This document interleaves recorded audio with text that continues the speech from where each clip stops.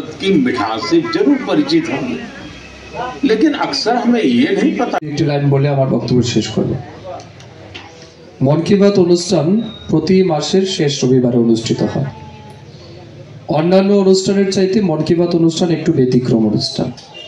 আপনারা দেখেছেন মন কি বাত অনুষ্ঠান শুরুর প্রায় 10 মিনিট আগে কিন্তু আমি এখানে পৌঁছেছি।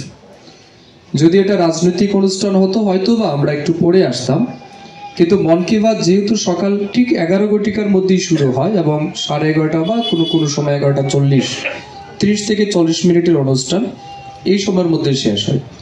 অতএব নেক্সট রবিবারে অর্থাৎ নেক্সট মন কি বাত অনুষ্ঠানে যখনই আপনারা আসবেন আপনাদেরকে মাথায় রাখতে হবে 11টা বাজার কম করে হলেও 10 থেকে 15 মিনিট আগে আপনাদের কিন্তু অনুষ্ঠানে পৌঁছে যেতে হবে। আপনারা সকালবেলা ট্রেন ধরতে যারা যান, ট্রেন ধরতে গিয়ে যেভাবে টাইমকে মেনটেন করতে হয় ঠিক তেমনি মন কি বাত অনুষ্ঠানকে যদি আপনি উপভোগ করতে চান তাহলে নির্দিষ্ট সময়ের আগেই কিন্তু আপনাকে গন্তব্যস্থলে পৌঁছে যেতে হবে। 1 নম্বর বিষয়। 2 নম্বর বিষয়, মন কি বাত এটা কিন্তু কোনো রাজনৈতিক প্রোগ্রাম নয়, এটা কিন্তু সম্পূর্ণরূপে অরাজনৈতিক একটা প্রোগ্রাম বা ইভেন্ট এবং শুধু ভারতবর্ষ নয় বিশ্বের মধ্যে সবচেয়ে পপুলার টিভি ইভেন্ট বা আমাদের এই যে ডিজিটাল ইভেন্ট যেটা এটা বিশ্বের মধ্যে সর্বশ্রেষ্ঠ বা সবচেয়ে পপুলার ইভেন্ট হচ্ছে মন কি বাত।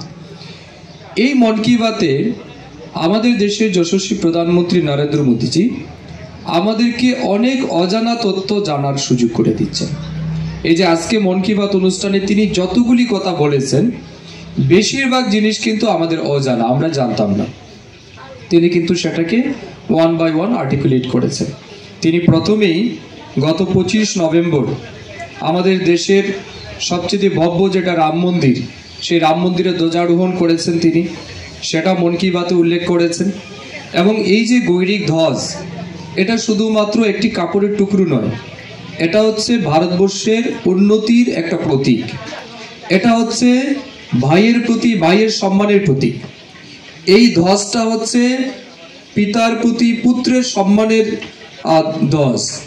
এই ধ্বজ হচ্ছে স্বামীর প্রতি স্ত্রীর সম্মানের ধ্বজ, কারণ রামের যে আদর্শ সেটাই কিন্তু শেখায় যে রামচন্দ্র শুধুমাত্র পিতার আদর্শকে মানতে গিয়ে, পিতার নির্দেশ মানতে গিয়ে এক কথায় কিন্তু 14 বছর জন্য বনে চলে গেছিলেন।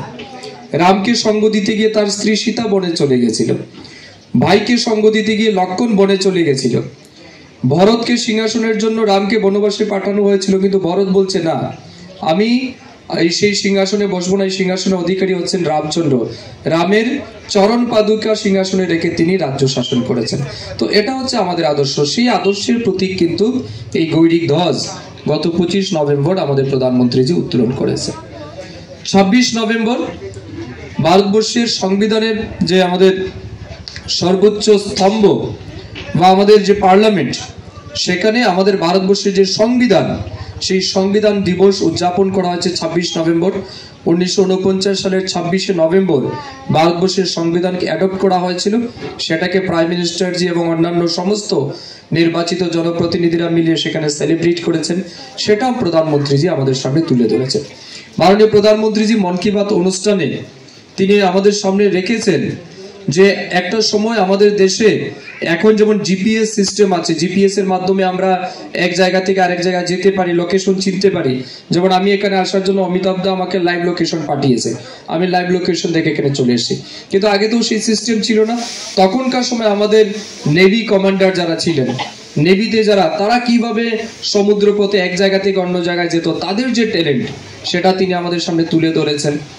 তিনি আইএনএস মাহে, যেটা রিসেন্টলি আমাদের নৌসেনার সাথে যুক্ত করা হয়েছে, কিছুদিন আগে প্রধানমন্ত্রী উদ্বোধন করেছেন, অর্থাৎ নৌসেনার শক্তিকে বৃদ্ধি করেছেন। তার সাথে সাথে আমাদের দেশের যে উৎপাদিত যন্ত্র বা মেশিনারি বা এই যে আইএনএস মাহে, এটা কিন্তু আমাদের দেশের তৈরি, আমাদের দেশের ইঞ্জিনিয়ার, আমাদের দেশের ব্যক্তিত্বরা, টেকনিশিয়ানরা সেটা তৈরি করেছে। এবং আত্মনির্ভর ভারতের যে স্বপ্ন প্রধানমন্ত্রীজি দেখছেন তারই কিন্তু উজ্জ্বল নিদর্শন এই আইএনএস মাহে, যেটা তিনি বলেছেন। এর সাথে সাথে আমাদের দেশকে আত্মনির্ভর করার জন্য মধুমাখি, এই যে মধুর উৎপাদন, আপনারা দেখেছেন তিনি শাহেদের কথা বলেছেন। আগে 2014 সালে আগে আমাদের দেশে কত আমাদের উৎপাদন ছিল? মাত্র 74,000 মেট্রিক টন। এখন সেটা বেড়ে কত হয়েছে? 1.5 লক্ষ মেট্রিক টন। কোথায় 74,000, এখন 1.5 লক্ষ মেট্রিক টন কিন্তু আমরা উৎপাদন করতে পারছি মধুর। এবং এই মধু আমাদের দেশ শুধু নয়, বিদেশেও বর্তমানে রপ্তানি হচ্ছে। তো আমাদের দেশের যারা কৃষক সেগুলি করছেন, তারা কিভাবে এর মাধ্যমে নিজেদেরকে আত্মনির্ভর করছেন সেটাও কিন্তু মন কি বাতে আজকে প্রধানমন্ত্রীজি তুলে ধরেছেন।